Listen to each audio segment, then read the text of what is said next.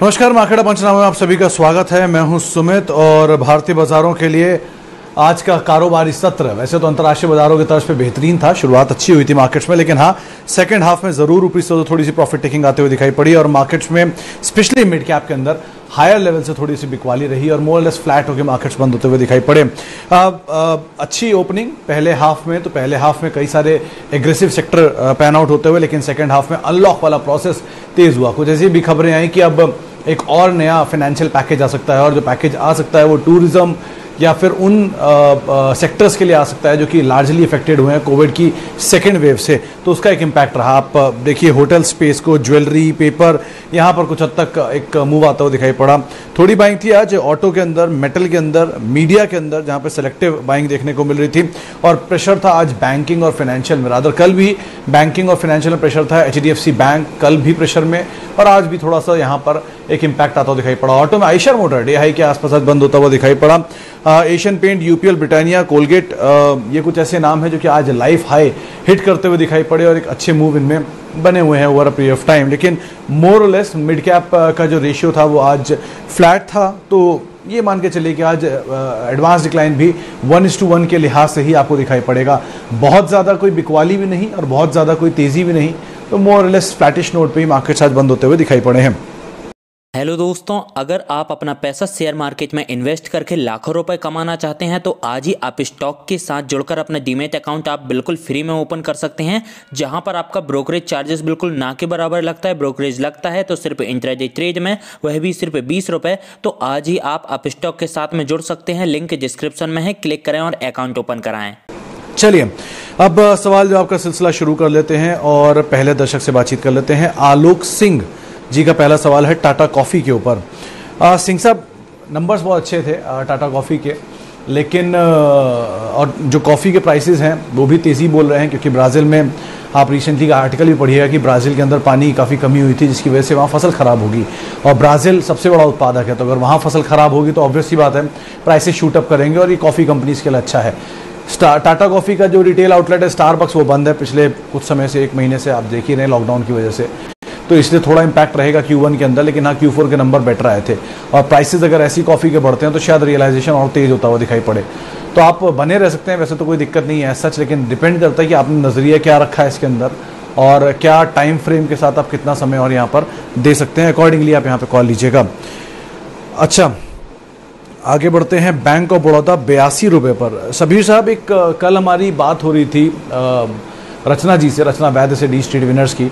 उन्होंने कहा था कि अगर आप PSU बैंक्स में कोई भी खरीदारी करना चाहते हैं, beat PNB, beat BOB, beat SBI, तीनों में ही यहाँ खरीदारी ना करें, आउटराइटली जाके नीचे की तरफ खरीदारी करें। आउटराइटली उन्होंने एक्सिस बैंक का नाम लिया था और आज इसमें एक अच्छा मूव भी देखने को मिला, लेकिन SBI, BOB और PNB तीनों में थोड़ी सी वीकनेस एक्सपेक्ट कर रही हैं, बहुत ज़्यादा नहीं, लेकिन हाँ एक डिप ज़रूर होगा।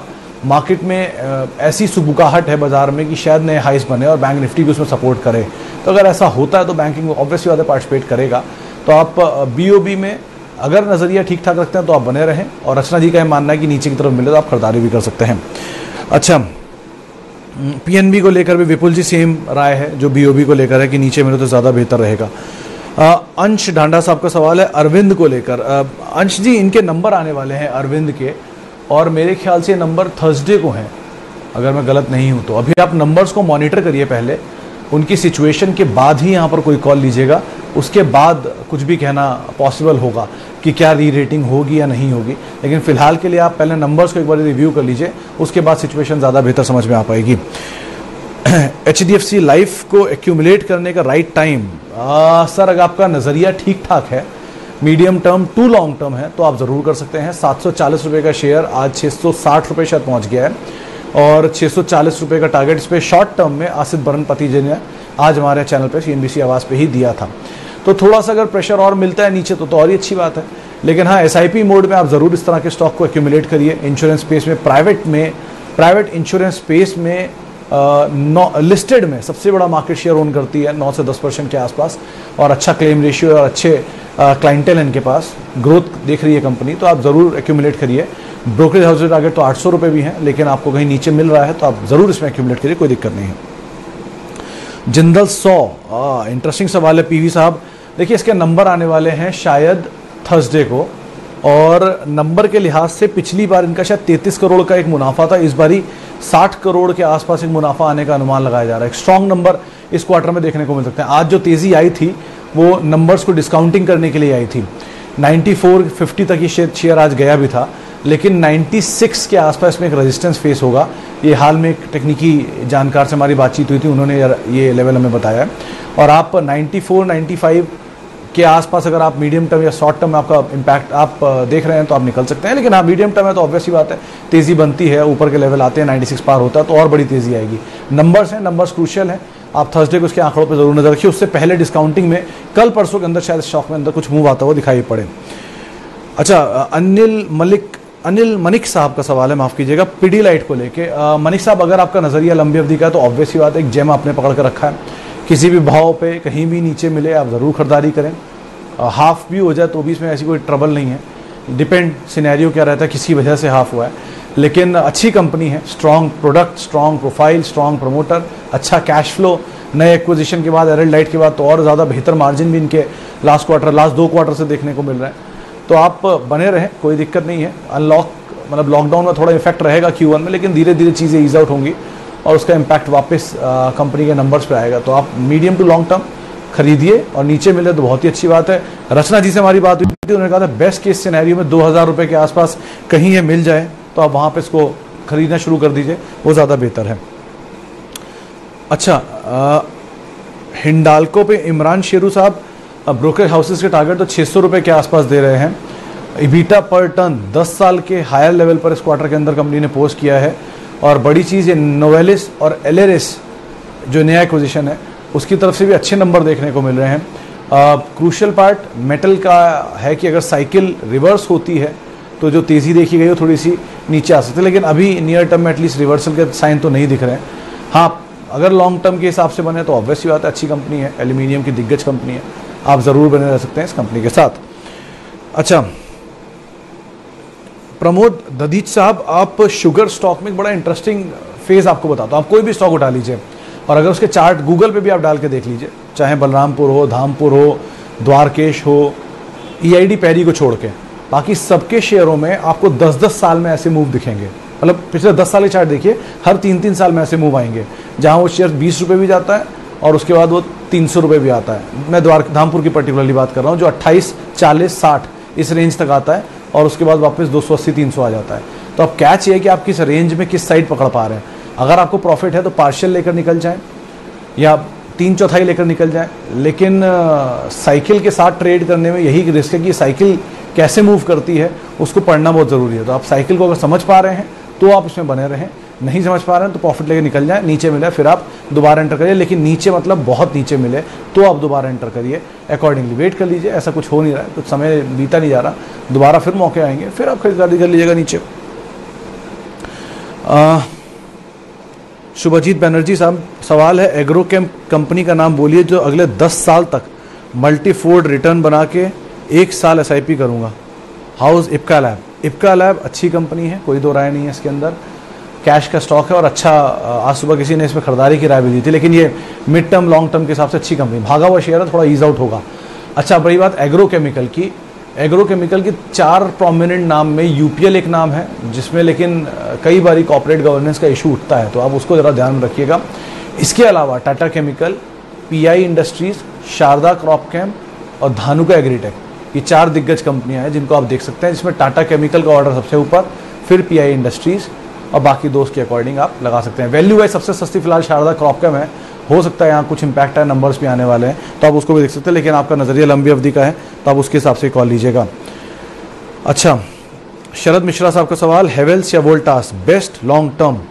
सर वोल्टास कम से कम 1905 आई थिंक मुझे याद है जब से ये कंपनी बनी हुई है, इतनी पुरानी कंपनी है, तो आप उससे अंदाज़ा लगा लीजिए। ये कूलिंग सोल्यूशंस के अंदर तो है ही, प्लस जो अर्थ मूविंग एंड एक्सकेवेशन होता है जिसमें खुदाई वगैरह काम, अगर आप झारखंड साइड गए हो कभी तो वहाँ पर इनकी बड़ी बड़ी मशीन्स भी आपको दिखाई पड़ेंगी, प्लस मिडिल ईस्ट में भी बहुत काम होता है। तो जो क्रूड का मूवमेंट होता है, जितना तेज़ क्रूड होगा उतना मिडिल ईस्ट में जो कंपनियों के काम काज है उनको फ़ायदा होगा, इसमें वोल्टास भी आता है।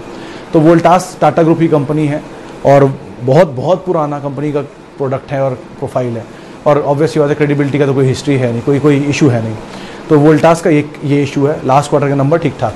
अब दूसरी तरफ आता है हेवेल्स में लास्ट क्वार्टर के नंबर ठीक हैं, ब्रोकरेज हाउस टारगेट करीब 1350-1400 के आसपास के हैं।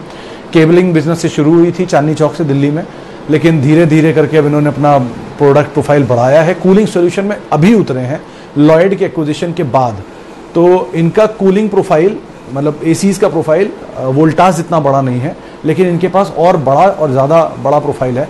अकॉर्डिंगली आप कॉल ले सकते हैं।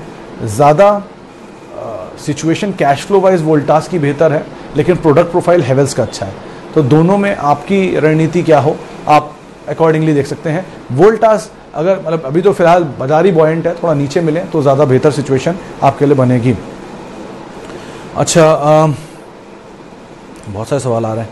स्टर्लिंग एंड विल्सन, खान साहब जिस कारोबार में ये कंपनी है सोलर बिजनेस में, उसमें सो फार अदानी और एनटीपीसी, टाटा पावर, ये 3 कंपनियां और हैं, लेकिन वो बाकी बिजनेस में भी हैं अदानी को छोड़ के। अदानी ग्रीन से खाली जो इस बिजनेस में है, तो डायरेक्ट पीयर इनके पास कोई है नहीं। ग्रुप को लेकर थोड़ा इशू रहता ही है, हाल फिलहाल में कुछ ना कुछ खबरें आती रहती है। अभी भी कुछ नेगेटिव न्यूज़ फ्लो आया था इनको लेके। डेट कंसर्न था, वो इन्होंने ईज आउट किया है स्टेक सेल करके, थोड़ा सेट बेच के। आगे चल के किस तरह की न्यूज़ फ्लो आती है, मतलब मीडियम टर्म के लिहाज से आप इसे मान के चलिए। लॉन्ग टर्म में सिचुएशन फेरबदल होती है, तो लॉन्ग टर्म के हिसाब से नहीं, लेकिन हाँ मीडियम टर्म के हिसाब से आप ज़रूर अपनी रणनीति यहाँ पे बना सकते हैं। IDFC फर्स्ट 54 रुपये के दाम पे जितेश जीतू जी का सवाल है। जीतू जी, प्रदीप जी अगर आप जानते हैं प्रदीप पांड्या साहब को, तो वो बड़े बुलिश हैं IDFC फर्स्ट को लेके, और उनको लगता है कि स्टॉक में काफ़ी पोटेंशियल है आगे चलने का। ब्रोकरेज हाउसेज के टारगेट 60 रुपये तक के थे, जो ऑलमोस्ट उसी के आसपास ही आपकी खरीदारी भी है। हाल में एक बड़ा मूव आया भी था, उसके बाद वापस फिजल आउट हो गया। अब दोबारा मूव आएगा तो देखते हैं कहाँ तक जाता है, लेकिन हाँ मीडियम टर्म पर्सपेक्टिव से देखिएगा और नंबर्स को बहुत क्रूशली वॉच करिएगा कि नंबर्स के खेल करते हैं हर बारी। अगर हायर प्रोविजनिंग आती है तो हमेशा गिर जाता है, तो अकॉर्डिंगली आप इसमें नंबर्स के अकॉर्डिंग ही कोई कॉल लीजिएगा, बाकी सिचुएशंस के अकॉर्डिंग यहाँ पे कॉल लेने वाला है शेयर है। रतन इंडिया, राकेश कुमार का सवाल है। सर, रतन इंडिया पावर 3 रुपये का शेयर होता था और अभी पता नहीं शायद 5 रुपये आ गया है, नहीं 3 रुपये ही आ गया है। 2-3 रुपये के आसपास की इसकी रेंज होती थी। 2 बातें इसके बारे में मैं जानता हूँ। एक, इनके एक प्लांट को मंजूरी मिल चुकी है, नासिक प्लांट है शायद जिसमें कामकाज चल रहा है, लेकिन ये अभी भी एक सीमेंट प्लांट खरीदने की दौड़ में है। इनका एक महाराष्ट्र का प्लांट अभी पेंडिंग है, जिसके अप्रूवल्स आने वाले हैं, उसको वेट कर रहे हैं ये लोग। अगर वो अप्रूवल मिलता है तो शायद वो इसके लिए गेम चेंजर हो सकता है, क्योंकि डेट काफ़ी उसको ईज आउट करेंगे उसके थ्रू। लेकिन अभी तक कोई सब्सटैंशियल स्टोरी बन नहीं पाई है। लेकिन हाँ, कुछ खबरें हैं बाजार में, 6 रुपये जाने की खबरें थीं, लेकिन इस तरह की तेज़ी में ऐसी खबरें आती रहती हैं, तो आप ध्यान से संभल कर इसमें ट्रेड करिएगा। नेस्ले 10 साल पढ़ा मैंने कहीं कोई एक सवाल में, खैर मैं नाम नहीं देख पाया इतने सारे सवालों में, लेकिन नेस्ले को लेकर एक सवाल था 10 साल में के लिए खरीदारी करने के लिए। अगर हाँ नेस्ले आप 10 साल के लिए लेना चाह रहे हैं तो कोई दिक्कत नहीं है, आप ज़रूर ले सकते हैं। 10 साल पहले की सिचुएशन नेस्ले की और आज की सिचुएशन देखिए, अपने आप ही आप नंबर से कंपेयर कर लेंगे।